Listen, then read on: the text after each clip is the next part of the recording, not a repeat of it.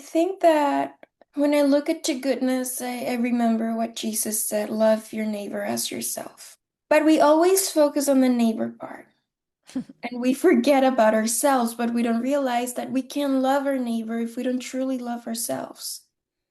And I was thinking, well, a lot with our society right now, oh, you're good means you accept everything. Sometimes we just allow people to walk all over us.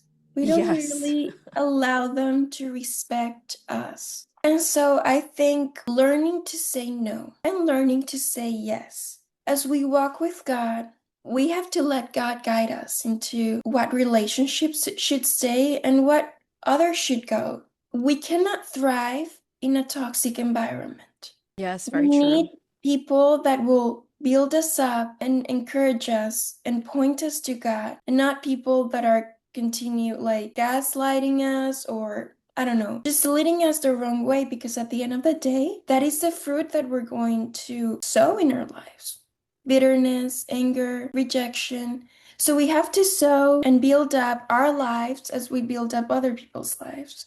So I think that just learning to say yes and no, and if you don't know what that means, boundaries, really starting to set boundaries in our lives that are gonna be fruitful and in a godly way, not in a worldly way, and that are gonna point us to knowing more God and bringing good to the community, bringing Can, beneficial things to the community.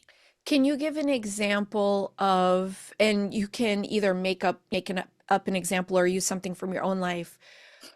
Can you give us an example of a boundary that can help goodness flourish in life, just so that they understand what a boundary is?